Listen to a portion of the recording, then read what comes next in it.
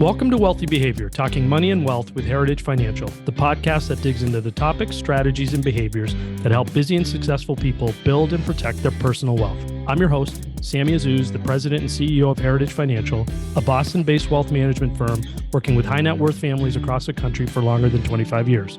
Now let's talk about the wealthy behaviors that are key to a rich life.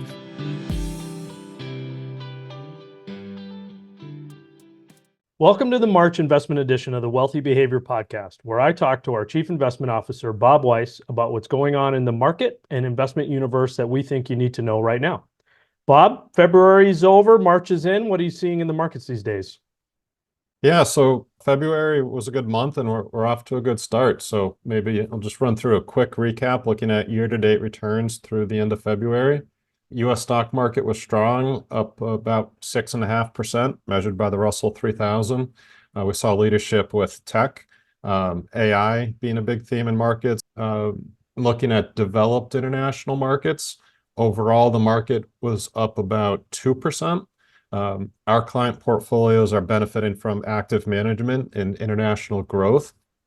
We have two managers there, GQG Partners International and WCM Focused International. Both are up about 9.5% year to date, and both have the top holding in their portfolios being Novo Nordisk, a pharmaceutical company with the weight loss drug that is looking promising. So that stock's up about 20% year to date, so that's helping them. And GQG also has NVIDIA in the portfolio, where they invest a little bit in a U.S. listed company and a foreign fund. So both of those being up 9.5% is helping clients' overseas exposure. Emerging markets are about flat for the year. And then looking at bonds, we've seen bond yields rise a little bit this year. So stepping back in 2023, through the first three quarters, bonds were about flat. And then in Q4, rates fell quite a bit as the market started pricing in upwards of 6 Fed rate cuts in 2024. So bonds rallied in Q4 really strongly. And then so far in Q1 this year, they've given back some of that. And expectations have gone from 6 rate cuts down to maybe 3 now. And therefore, rates have risen. And the Bloomberg US aggregate is down 1.68% year to date through the end of February. So that's a quick run through of how things are going. Overall, stocks are doing strong, particularly in the US. Our active management overseas is helping. So clients are seeing, up a few percent through 2 months of the year in stocks. So good start. So I saw and shared through the blog that I write that European stocks were at an all-time high recently. Maybe you could take a second and explain the difference between developed international exposure and European exposure. And I think you'd say a lot of people don't target specifically Europe in their portfolio, but it is probably a big component of their international investing. And if Europe is doing well, where would you see that in your portfolio? And what does it mean to you, if anything, that Western Europe is having a good market and economic run? Yeah, so for developed international, typically you think Western Europe. The other big country as far as market cap in developed international is Japan. And then you have Australia, New Zealand, Canada. So Europe's been doing well, and Japan has been doing well. The headline with Japan is the stock market just got back to its peak from the 80s. So I believe it was about 35 years of zero return. But that doesn't mean it hasn't done anything. It got itself into a big hole and it's been climbing out of it. So there's been strength in Japanese stocks, strength in European equities. That's where Novo Nordisk is that I mentioned earlier. And when we look at valuations there, we've been talking about this, but they are attractive. When you look at valuations in emerging markets, places like China, they also look attractive. But one could argue there's much more risk in China, like political risk, for example. And also less regulation, so there's called more hair on it in China, whereas investing in the UK or Germany, those countries are developed international. So when they're at a discount to the US in a pretty big way, maybe there's a better risk-adjusted opportunity there, and we're seeing that pay off in some instances. And any concerns, Bob, with the bond market with yields going up, or is this just noise or normal market movements? More the latter. We're at an inflection point, and I think this might maybe even be a segue to our next topic on Fed policy. The Fed was raising rates, aggressively over the course of the last 2 years, and then paused, and markets just trying to, markets look forward. They're forward looking, so they're trying to call it when the Fed will start cutting rates and by how much. So they're getting a little antsy, trying to overestimate, underestimate, and it's just dealing with that, and the market trying to price it all in. That does take us to our next conversation. We had a firm offsite meeting last week where you shared some interesting stats on what's going on in the market, or what could be going on in the market compared to other rate hike and rate cut cycles, that I asked you to kind of clip mentally and make sure to share in the podcast. And so would you mind running us through what you presented? Because it was obviously important enough for you to use your time in a staff meeting to share with the entire team. And I'd love our listeners to hear it as well. Yeah, I think it's pretty interesting. It's a table I saw in a Charles Schwab publication, where they look at the Fed rate hiking cycles. And by their count, there's been 14 of them going back to 1929. So the table has each Fed rate hiking cycle, and they take the final Fed rate hike, the date of it, and then look how the S&P performed 6 months later and 12 months later. So in this case, taking it to today, if we've indeed seen the final Fed rate hike this cycle, that happened on July 26th, 2023. And now we're in this pause period. So the Fed raises rates until they get to a peak level, then they pause. Hopefully they see conditions improve. Typically they're raising rates with high inflation, so they're looking to see inflation come down. So the first data point from the study is, how does the S&P perform really in that pause period? So 6 months after the final rate hike, 12 months after the final rate hike. And if you look historically, the average isn't great. The average 6-month return for the S&P is negative 0.4%, and the average 12-month return is positive 1.8%, which by historical standards, those are pretty dismal numbers for the S&P when you just hold it on one criteria looking after a Fed rate hike.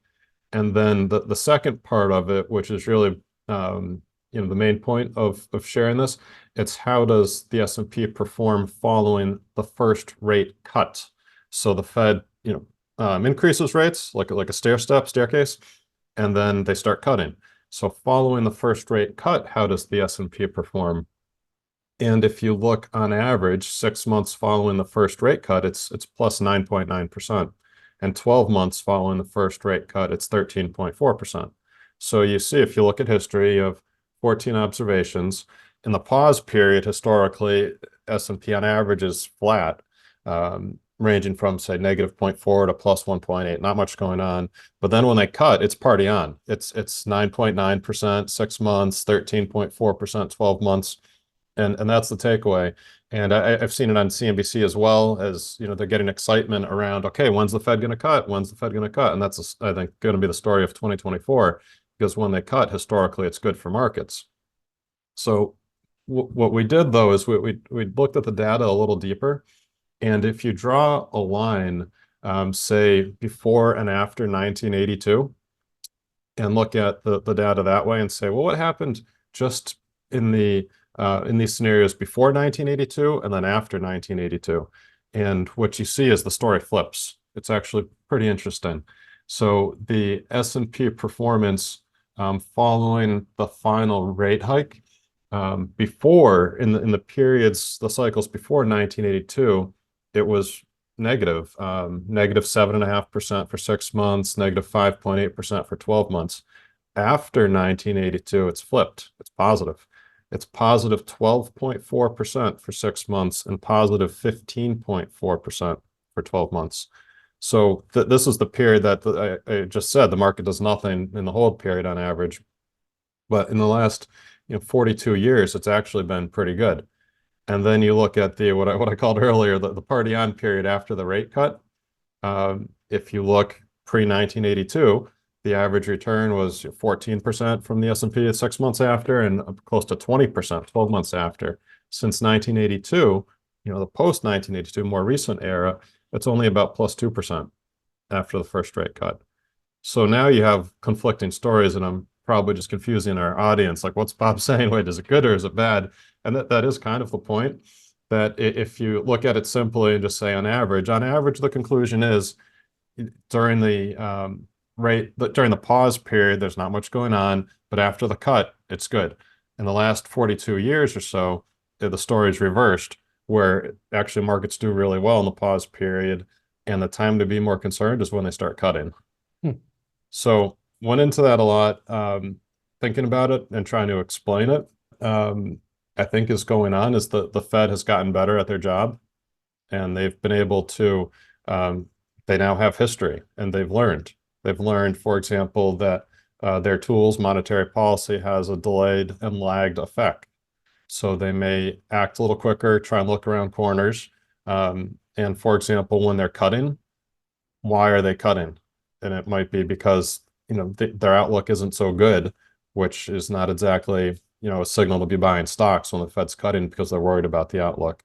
And meanwhile, market participants are also aware of this data and might be trying to front run it a little bit too, and saying, okay, things are going to be good. Well, why wait until they cut? Just buy stocks now. So I think the takeaway for our listeners on this is, if you see these charts and this message of as we get close to a Fed rate cut, the story is a little more complex than Fed rate cuts, and that it's going to be good for stocks. I think that the big question will be, well, why are they cutting rates? And is it more concerns about the economy and labor markets, which would be a negative, or is it more just inflation is under control and the policy rate's too high, which would be more positive? Is it also, Bob, that the Fed has become a lot more transparent? And I don't know when this first started, so I might butcher it. I apologize, but I do feel at some point there was a time when the Fed wouldn't even announce their rate changes. And now they have press conferences and dot plots, and they're communicating a lot around what they're expecting to do and why. Is that a piece of this? Yes, I think that's it. The Fed definitely has become more transparent, just even over the last 20 years, 20, 25 years, going from Greenspan, who, was intentionally confusing, to where they are today with Powell, who tries to be very transparent. So I think that's part of it, but it's also just that they've learned how to do things. And one way to look at it, the table measures how long they lasted in that hold period. And in the pre-1982, the average hold from peak rates to the cut was 273 days. So 2/3 of a year, 3/4 of a year or so that they'd be there. And post-1982, it's only 155 days. So that's a decent reduction. So I think it does get to them knowing that there is a delayed and lagged effect to their policy. So don't wait for inflation to get down to 2%. That'll be too late. So, as a chief investment officer, do you think this is more about the Fed and, as you've said a couple of times, getting better at it, or is it more investors knowing that good times are coming and just basically getting ahead of that and taking in their gains when now they know or have reason to believe no more cuts are coming, and so they're just more front loading some of the gains right into that window? I think it's both, but if I had to rank them in order, I'd put the Fed first, as their policy has been a little, has become more adaptive and better, and investors kind of front running it being second, but still something to do with it as well. And what do you do with this analysis as a chief investment officer? How does it structure your investing year? It gets to, markets aren't as simple as the Fed cuts rates, so time to load up on stocks, for one, which if you just looked at the summary conclusion, that would be what you'd be tempted to do. And when the Fed does get to cut rates, it's listen carefully. Why are they cutting rates? Is it we no longer need to be this high because inflation's come down, which would be good, or is it a genuine concern about economic activity, which would be bad? Which we've talked about before, right? Why would the Fed cut rates if inflation's coming down and the economy is still strong? And it was, I think you explained it, because maybe you just don't want to be overly restrictive and break something that you didn't intend to break, right? So Right. you're saying if and when we see cuts, what's the messaging around it? We didn't need to be this restrictive, but we don't see any challenges, or B, no, there's some concerns coming and we want to get ahead of them. Exactly. Yeah. Okay. That's great. That was interesting, and I do think people will get a lot out of that. And hopefully, I think it also maybe manages some expectations around 2024. While we are, I think, optimistic, you can get carried away with, people were talking about rate cuts coming in March, and when cuts come, watch out, market's going to go gangbusters, and it's much more nuanced than that. Exactly. Yep. Yeah. So I wanted to ask you about private equity because, and maybe I shouldn't be doing it, but I do spend a little bit of time on Twitter, X, whatever it is, and you see a lot of private equity critics, and some of it is nonsensical, as you would imagine, given the platform, and some of it's from a people that I have a tremendous amount of respect for, and the main thrust, I guess, of the more sensible people's arguments is it's really not all it's cracked up to be. The performance is not great. It requires leverage. The returns are measured in a way that, maybe overstating what it is. People like it because it's illiquid. So, it goes down. You don't know it's going down in value like you do with the stock market, second by second. And I know that you fundamentally disagree with all of that. And you are a big advocate for where it's appropriate for private equity to be in client portfolios. So I just wanted to chat with you a little bit about that. Yeah, I think it's a good topic, and there's a lot there. So maybe I'll just start with some of the people who you might be following who are critics. Whenever I hear someone, share an opinion on a topic like that, I try and think of conflicts of interest and where they're positioned. And investing in private equity is complicated. It takes a lot of resources. So at Heritage, when we invest in a private equity fund, it's a lot of work for the investment team. It's a lot of work for the operations team. It's a lot of work for the financial planning team. And we do it because we think it's in the best interest of our clients. I know some firms just outright say, I don't want to deal with the hassle. It's not worth it. So I'm a categorical no, because it's a pain in the butt, for lack of a better term. And then they're going to bash PE when they get the chance, because that's just something that they're not willing to do for their clients. So there's that profile. And the second profile is there's a lot of people who work for asset managers that have shelf products that are stock and bond funds. So, and they may cold call someone, like me, and say, what are you doing for a search? And I'll say, we're searching for private equity, and they don't have something to offer. So you get people who just get frustrated with it because it's a competitor, basically. That's one. But then getting a little deeper into. So on that one, that is understanding the messenger and being sophisticated enough to know. And we've given simplistic versions of this before, but when you see a bond manager on CNBC smashing the stock market, maybe they're right, but maybe they're just a bond manager who is talking their book. Exactly. And you're talking about a much more nuanced and sophisticated way of deciphering where this message is coming from. Yeah, so a guy or gal who sells stock and bond funds, this might post some stuff out there about how terrible PE is because they don't sell it, and it's their competition. So there's that, as far as you could say the haters. But then when you look at private equity, there is big dispersion and dispersion is like the spread between the good and the bad. Yep. So for example, in the stock market, the dispersion is pretty narrow between good funds and bad funds. It might be a few percent on average over time between, say, a top quartile manager and a bottom quartile manager. So if, say, the US market returns 8%, over 10 years, a good manager does 10 and a bad manager does 6. It's something like that, where it's like you're in the ballpark either way. Of course, 10's better than 6, don't get me wrong. But in private equity, if the average, to use the same average, if the average is also 8, good might be 20 and bad is 0 or something like that. It's really much wider. So manager selection matters a lot. When you look at these studies, in both cases, they're frequently looking at the average. So in both cases, I just gave you both an average of 8. But that's where manager selection matters in private equity, because if you get top quartile, obviously you're very happy, but even second quartile, you're by definition doing better than the average, and that typically leads to pretty good outcomes in private equity. So with that there is good and bad in private equity. Uh, I think we're fortunate for that, frankly, from a manager selection standpoint, because it helps us identify which managers to work with. Like the stock market is pretty efficient in trying to comb through and pick the good stocks from bad stocks, and the S&P 500 is a very difficult to next to impossible job to do. But as far as private equity manager selection, I'll run through some of the good and bads that we look at, and hopefully it's intuitive and makes sense.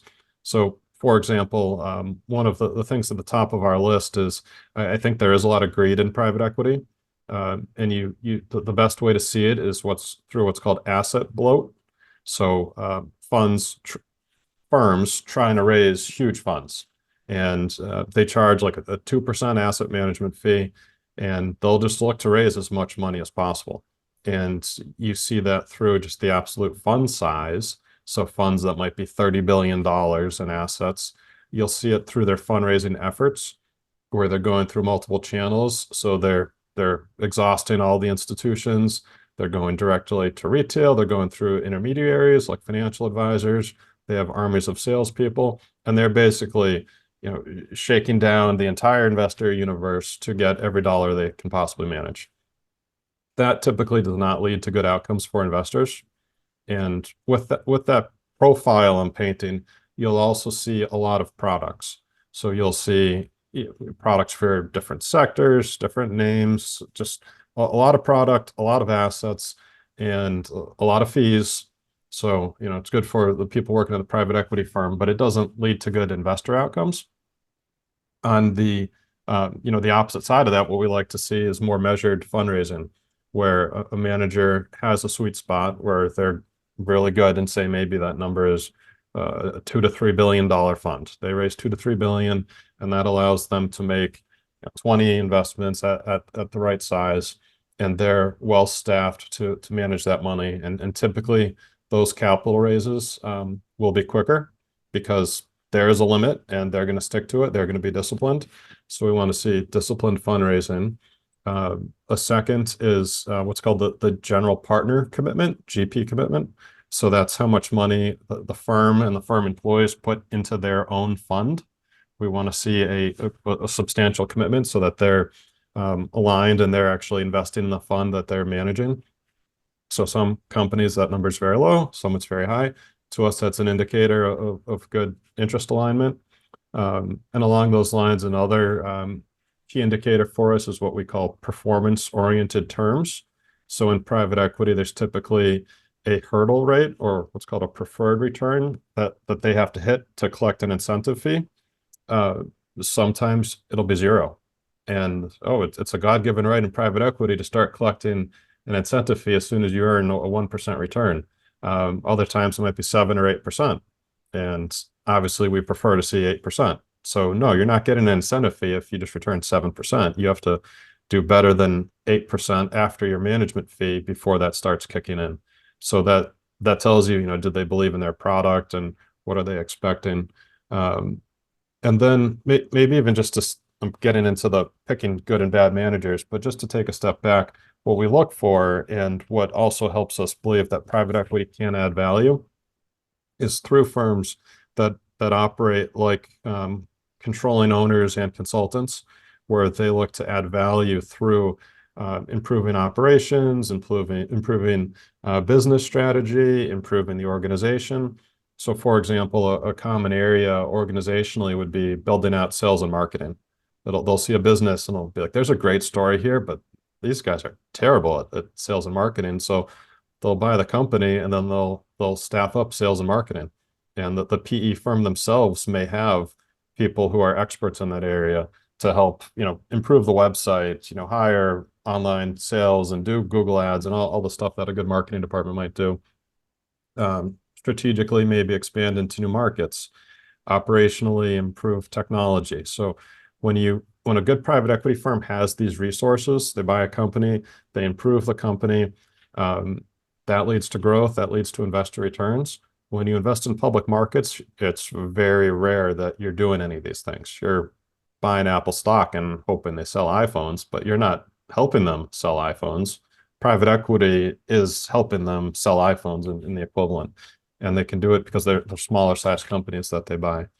Well, what about activist investors? But is that's just more limited in the public company space? Exactly. That's the very narrow universe in public where you do see it, activist investors, and it's harder, it's more complicated. Typically, with activist investors, they might be looking for like change in like corporate executives, like trying to push a CEO out. So there's a battle. There's not an ownership and unlocking assistance right from the get-go. It's Yeah. more of a battle with public market companies as opposed to, I'd say, a collaborative effort to improve the business that you see ideally in private equity. So we're obviously looking for the latter, and these are the type of things that we look for. And I think if you find a P firm that does all this, that's prudent about raising capital, has good interest alignment as far as invested in their funds, has favorable terms with fees. We look at the investor base. Typically, we want to be side by side with institutions mainly, not retail. So an institutional fund, and also looking for typically see sector expertise. So not a fund that's like jack of all trades, goes anywhere, but might focus on health, a specific sector, like there would be a healthcare fund or a tech fund, things like that. Those, on average, typically when you look at the PE data, if you're in the second quartile, historically those have done better than public markets by a decent amount. And so I was just going to ask you that. You've historically seen a premium with private equity versus public markets that makes it worth the effort, and you just walking us through all the things that your team looks at. Yeah, I mean, we wouldn't do it if we didn't think it was worth it. It is, like I said at the beginning, it is more work. But yeah, we think it is worthwhile. We've been doing it here for about 15 years for our clients, and there has been an evolution with private equity, and I mentioned this earlier a little bit, how they're coming out with more retail-oriented products, and we've been looking at them, and we've been passing on them. So right now where we stand is we've only been recommending private equity for our qualified purchaser clients. Those are individuals with 5 million and more of investable assets. But there are products that are available for what's called accredited investors. Accredited investor, it's 1 million of investable assets and or 200 to 300,000 of income, depending on how you file, single or joint. And there's more and more products coming to accredited, and to date we've passed on them because typically they look like a lot of the firms that I mentioned with greed and trying to raise every dollar from the world as possible. That's where they're dipping into, and they happen to bring accredited products with their what I call B and C grade ideas at a premium fee. So they're the most expensive products with not even their best work. So we just pass on that. We've been just saying no thank you for 10 plus years to those things. But it is getting better, and we're getting close to seeing more viable products in that space. So that might be coming for our clients, whether it's this year or next year or in 5 years. I have seen a steady increase from stuff that was just atrocious 10 years ago to pretty close to investable right now. So I'm not gonna ask you on the whole behavioral aspect of people just like private equity because it isn't mark to market and they don't know when it's doing worse compared to looking at CNBC day in and day out on their stocks, because you said there's a return premium, so it's not just a behavioral advantage. But I have seen a lot of stuff, and maybe this is too technical, and we can do a shorter version of it, where people criticize how private equity returns are performance is reported, that it can lead to some unrealistic conclusions about how well a fund or a vintage has done. Yeah, there's two main measures of private equity performance. One is IRR, internal rate of return, and that's just think of like the percentage return as if you're investing in any other investment vehicle, the rate you would have to be returning. And a second is MOIC, M-O-I-C, multiple on invested capital. And that's where you're looking for something like 2x. So if I invest $100,000 and they send back 200,000, or it's worth 200,000, that's a 2x. So you want to see, you measure both. And the reason why both are important is either one in isolation is flawed.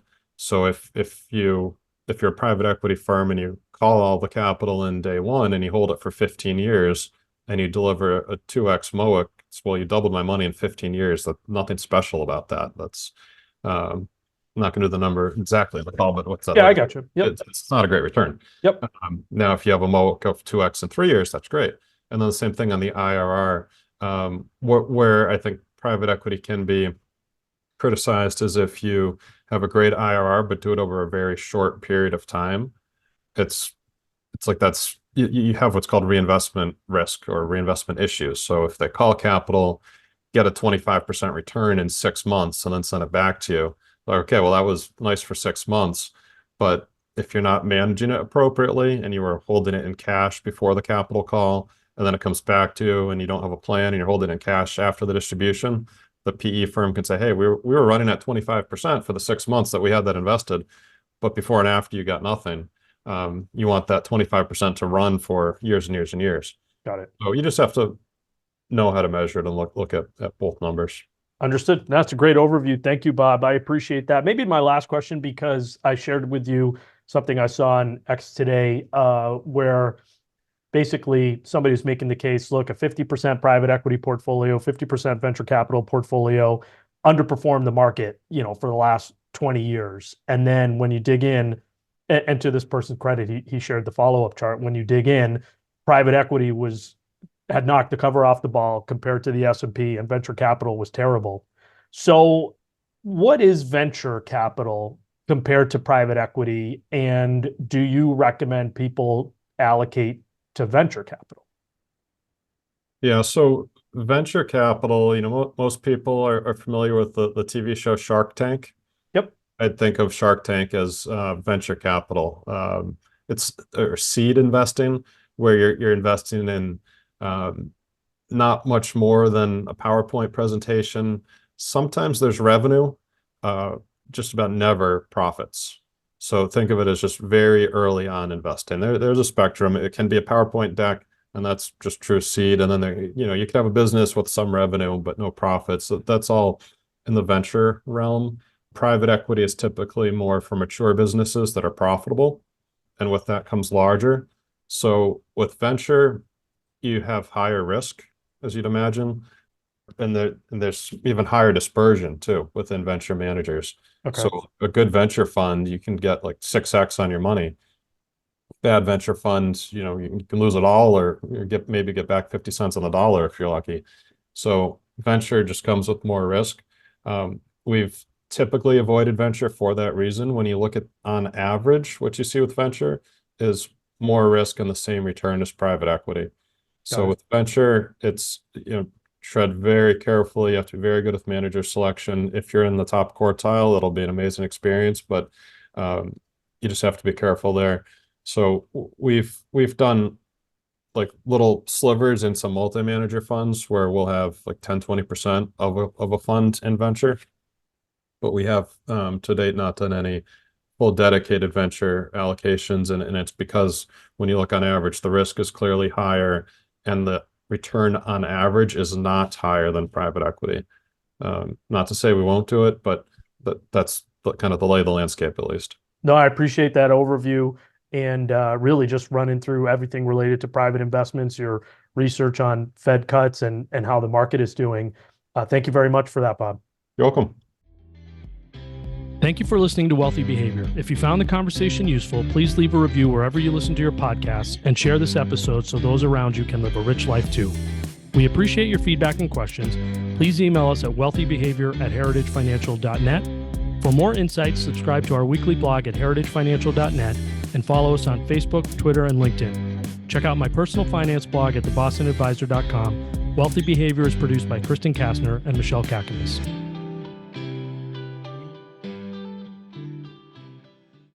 This educational podcast is brought to you by Heritage Financial Services, LLC, located in the greater Boston area. The views and opinions expressed in this podcast are that of the speaker, are subject to change, and do not constitute investment advice or a recommendation regarding any specific product or security. There is no guarantee that any investment or strategy discussed will be successful or will achieve any particular level of results. Investing involves risks, including the potential loss of principal. There has not been and will not be any compensation exchanged between Heritage Financial Services and podcast guests or recommended resources.